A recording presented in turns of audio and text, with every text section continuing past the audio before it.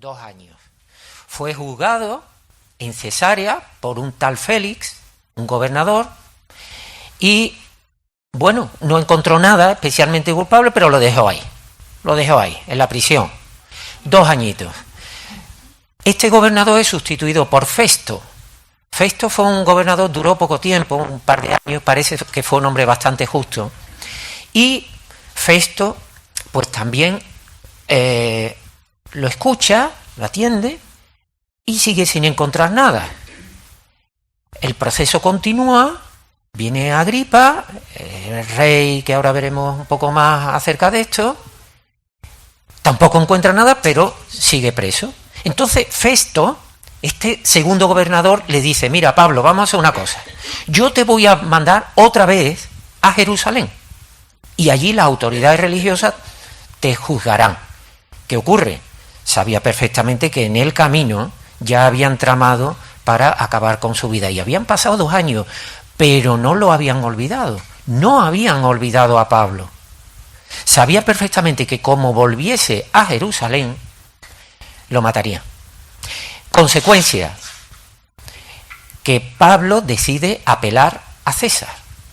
Las leyes romanas lo permitían. Era la última posibilidad de declararse inocente. Y esta es la cuestión. Ir a testificar a Roma era una cosa seria. Es decir, a ver, ahora cogemos un avión y en 2 horas estamos, menos, ¿no? Estamos en Roma. Pero en una distancia en tierra, lo estamos mirando, algo más de 4.000 kilómetros o 2.000 kilómetros por mar, eso eran muchos meses trasladándose hasta allí, hasta Roma. Era un asunto serio, pero le iba la vida en ello. Entonces decidió, como decía, apelar al César. Muy bien. Como decía, Festo sustituye a Félix. Y como aquello estaba reciente, aparece por allí el rey Agripa II. Era vecino, Agripa II era bisnieto de aquel Herodes que persiguió a Jesús siendo niño, y nieto de aquel Herodes que decapitó a Juan el Bautista. O sea que los antecedentes son sospechosos. Pero era un hombre que estaba bastante valorado en el sentido de que conocía muy bien las leyes judías. Las conocía muy bien. Y Festo le comentó el caso. Mira, tengo aquí a este hombre, que por cierto, antes de hoy le lo pone un poco en situación y dice: mira, contra este hombre, sus autoridades religiosas tienen contra él ciertas cuestiones acerca de su religión y de un cierto Jesús ya muerto, y que Pablo, que este hombre que tengo aquí preso, afirma estar vivo, y por eso está aquí. ¿De acuerdo? Entonces, esta es la situación. Festo pide consejo a Agripa, porque entre otras cosas no sabía de qué acusarle.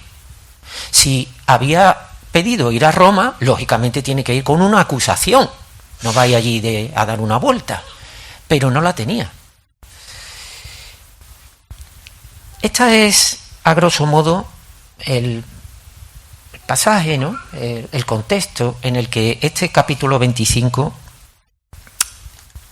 encontramos en Hechos. Lo primero que nos puede quedar, después de darle un vistazo, es el espíritu evangelizador que tiene Pablo. Mirad, ¿cuántos capítulos tiene Hechos de los Apóstoles? 28. ¿Cuántos? 28, muy bien. 28 capítulos tiene. Desde el 22, que lo apresan, lo pillan en el templo, los escribas, lo dejan arrestado. Desde el 22 hasta el 28, es decir, estos 6 capítulos, el protagonista es Pablo, ¿vale? Y capítulo 22, Pablo presenta un discurso ante el pueblo y los escribas cuando es arrestado. Capítulo 23, Pablo hace un discurso en el Sanedrín y con el tribuno. Capítulo 23, discurso ante Félix. Capítulo 24, discurso ante Festo. ¿De acuerdo? Vamos viendo cómo en estos capítulos, continuamente está en el capítulo 26, tenemos discurso ante Festo y Agripa, es el capítulo que viene. Y en este, el 25, tenemos declaración, discurso ante Festo, este segundo gobernador. Continuamente, Pablo tiene en su corazón, a pesar de la adversidad, tiene en su corazón dar testimonio. ¿Hablar de quién? Hablar de Jesús. Hablar de lo que ha hecho en su vida. Hablar de ese mandato que tiene de llevar la palabra. Hablar de Jesús, en definitiva. Y por supuesto hablar no solo de su muerte, sino también de la resurrección.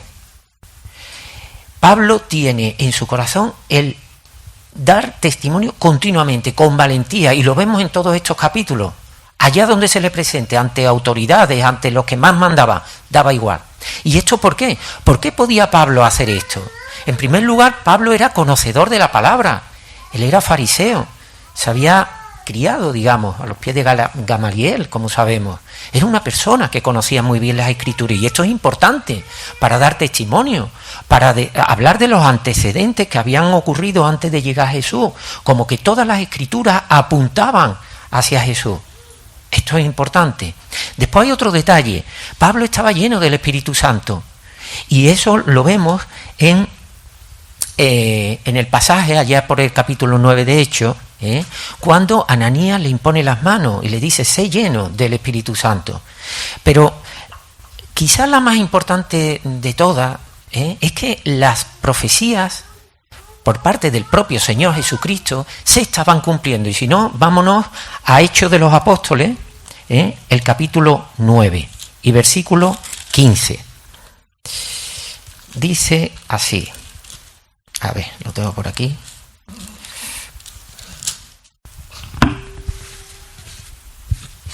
Por poner el contexto, el Señor habla en visión a Ananías. Ananías. Pablo está ya en Damasco y habla a Ananías y le dice, versículo 15, está por aquí.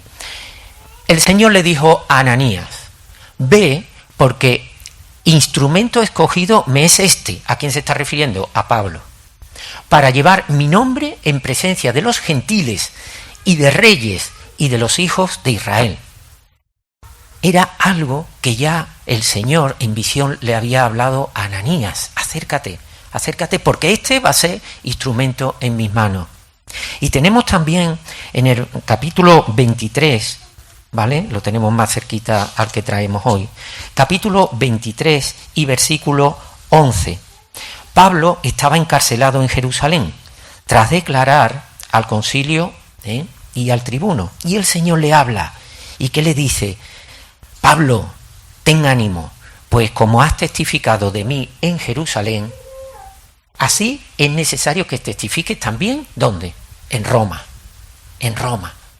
Entonces, aquí vemos que todo esto, todas estas circunstancias, le hacen a Pablo pronunciar estos discursos con valentía, con seguridad en lo que estaba haciendo. Era una actitud evangelizadora tremenda. El resultado de estos discursos, pues miren ustedes, Félix no encontró nada de qué acusarle. El siguiente gobernador, Festo, tampoco encontró nada de qué acusarle.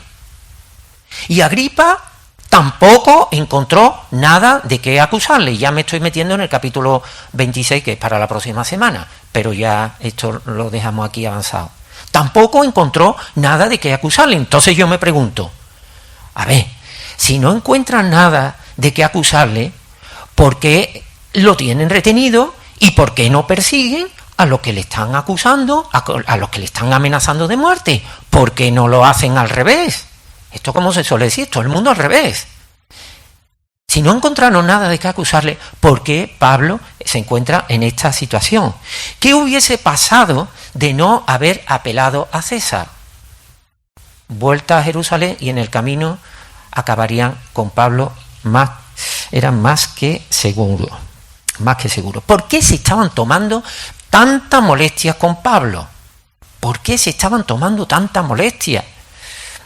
A ver, ya en el capítulo 23, que también me tocó compartir la palabra, en el capítulo 23 se analizaba un poquito la cuestión, y es que el hecho de llevar, Pablo, la palabra también a los gentiles y a extender el pueblo de Dios a los gentiles, a los escribas, que era una clase elitista, eso no le venía bien, y eso podía perjudicarle. Pero pensando en esto, digo, bueno, ¿no podría ser también, que hablando como en plata, que la tenían tomada con Pablo, porque serviría de escarmiento a aquellos que decidiesen también seguir la misma doctrina? Pablo era una persona muy conocida, era una persona que había perseguido a los cristianos, era una persona reconocida y valorada, una persona con autoridad. ¿Y si cogemos a este y que sirva como escarmiento? Pues pudo haber sido, porque no es normal lo que tenían con Pablo.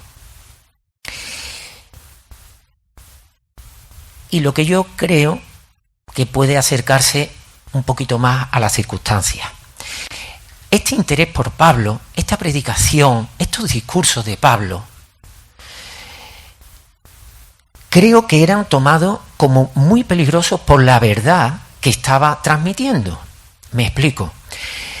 Si Pablo lo que estaba llevando a los demás era la resurrección de los muertos y el primero de todos, Jesús, si eso hubiese sido falso, ¿qué importancia tenía?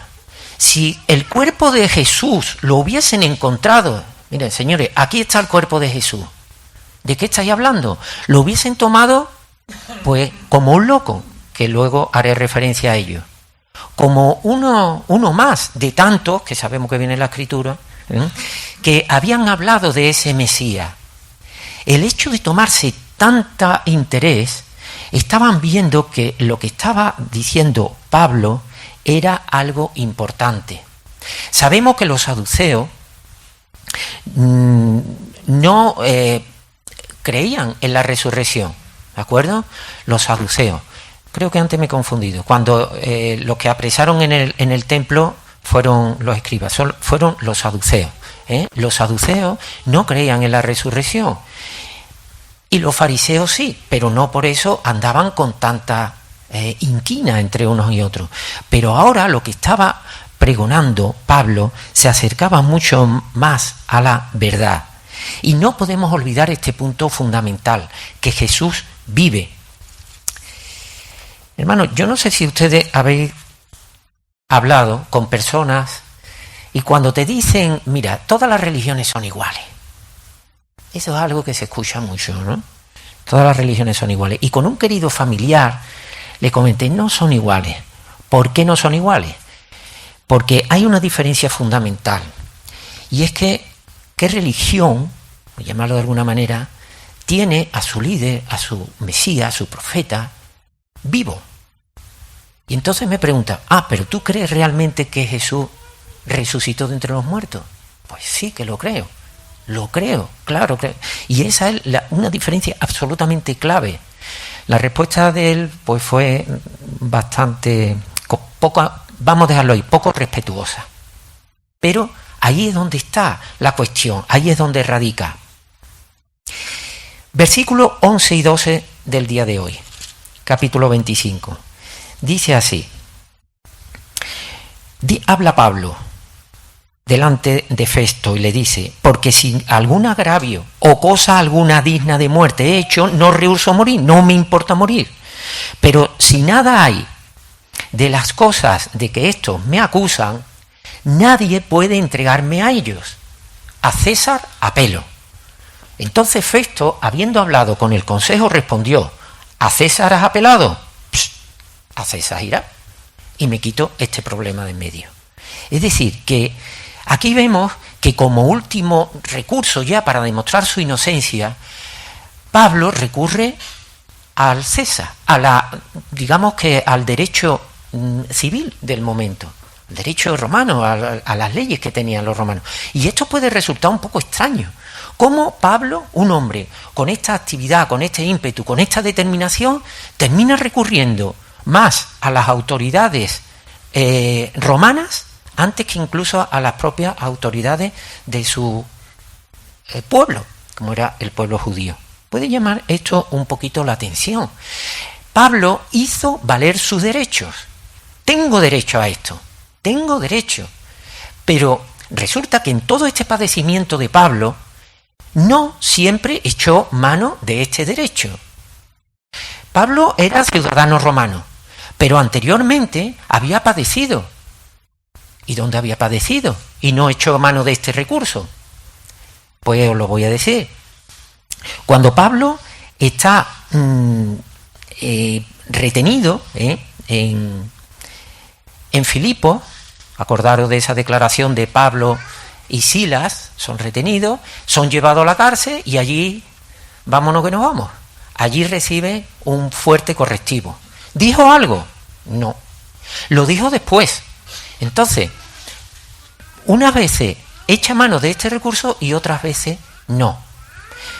Ahora, ¿por qué motivo Pablo ahora recurre a esta ley que le ampara? Y no tiene nada que ver con las leyes judías de las autoridades. ¿Por qué Pablo ahora sí recurre a esto? No olvidemos que Pablo fue avisado por el Señor, y lo hemos leído antes. Era necesario que diese testimonio en Roma. Esto se lo había dicho el Señor, se lo había revelado 2 años antes, y Pablo no lo había olvidado. ¿Cómo puedo yo llevar a la práctica esto que me había profetizado el Señor? Apelo a Roma y voy para allá. Es decir, que esta ley civil va a servir en definitiva para evangelizar.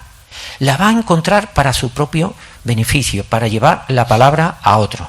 Y además en Roma escribió varias epístolas, Efesios, Filipenses, Colosenses, Filemón, es decir, que allí no perdió el tiempo. Va a Roma a evangelizar y encima tiene esta capacidad de producir estas epístolas que tan interesantes son para la palabra. Y ahora una pregunta. Pablo echa mano en algunas situaciones sí y en otras no de esas leyes civiles, de ese derecho civil. Y nosotros, ¿cuándo deberíamos echar mano de esas leyes civiles o cuándo no? ¿Cuándo padecer? Para que nos entendamos. En la vida cristiana, cuando hablamos de Cristo, en alguna ocasión, no sé si os ha pasado, ¿no habéis sentido como intimidado? Como si estuviese haciendo algo mal, como si estuviese molestando, como si eso estuviese prohibido. La ética cristiana en nuestro caminar cristiano son fundamentales, los mandamientos, las leyes de Dios. Y tenemos que dar gracias a Dios cuando el derecho civil, cuando las leyes de los hombres coinciden con las leyes de Dios, porque entonces es muy fácil. Pero ¿qué es lo que ocurre? ¿Cómo tenemos que actuar cuando las leyes de Dios no coinciden con las leyes civiles? ¿Cómo estamos en nuestro país respecto a esto? Así como cuestión un poco anecdótica, decir que en la Constitución española, en el artículo 16 dice así: se garantiza la libertad ideológica, religiosa y de culto de los individuos y las comunidades, sin más limitación en sus manifestaciones que la necesaria para el mantenimiento del orden público protegido por la ley. Nadie te puede obligar a declarar tu fe donde la tienes. Sigue por ahí la ley. Tenemos cierto amparo. No tenemos por qué acobardarnos. Entonces, os hago una pregunta. ¿Ustedes no habéis escuchado alguna vez insulto, menosprecio acerca de Jesucristo, acerca de la fe que tenemos? Pues yo lo he escuchado. ¿Y entonces qué hacemos? Como la ley me ampara, ¿echo mano de la ley y me pongo a denunciar? ¿Voy por la vida ahí denunciando a todo el que se ría de lo que yo opino o de lo que yo pienso, dónde está mi fe? ¿Voy denunciando? Nuestro Dios es un Dios de paz. Es un Dios de paz. Y preferible mantener la paz a tener la razón, porque al final será nuestro testimonio lo que lleve al convencimiento de otros. Y además, como recompensa, nos podemos encontrar con aquella situación de Pablo y Silas. En Filipos, Pablo y Silas Pablo no echó mano de su condición de ciudadano romano. Sufrió el castigo, los azotes, hicieron con ellos lo que le dieron la gana. Pero ¿cuál fue el beneficio? ¿Qué pasó con aquel carcelero? Se convirtió. Es decir, el hecho de sufrir esa injusticia, algo parecido a lo que nos estaba comentando antes nuestro hermano Juan, el hecho de padecer esa injusticia, al final trae beneficio para la extensión del reino. Y esto no deberíamos olvidarlo. Confiar siempre en que el Señor está al frente. Esto no es nuevo, no es nuevo. Tenemos una epístola, que es la epístola a los hebreos, donde se habla de esta situación. Si nos vamos al capítulo 11 y versículo 36 al 38, dice así: otros experimentaron vituperio y azote, y a más de esto, prisiones y cárceles. Fueron apedreados, aserrados, puestos a prueba, muertos a filo de espada, anduvieron de acá para allá, cubiertos de piel de oveja y de cabra, pobres, angustiados, maltratados, etcétera, etcétera, etcétera, etcétera. Esto no es nuevo, como dice la palabra, nada nuevo bajo el sol. La vida cristiana está llena de estos altibajos, pero tenemos que confiar que siempre Dios está al frente. Y nos sigue diciendo en Hebreos 12: por tanto nosotros también, teniendo en derredor nuestro tan grande nube de testigos, despojémonos de todo peso y del pecado que nos asedia, y corramos con paciencia la carrera que tenemos por delante, puestos nuestros ojos en Jesús, autor y consumador de la fe. Ahí es donde tenemos que tener puesto nuestra confianza. Antes he hecho referencia a que nos pueden llamar locos, fanáticos, que estamos obsesionados con lo que aquí dice.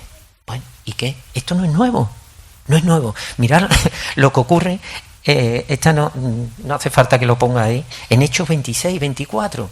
Cuando Pablo está declarando a Festo y al rey Agripa II, ¿sabéis lo que le dice Festo? Me estoy metiendo en el capítulo 26. Le dice Festo: estás loco, Pablo. O sea, ya está con esa confianza.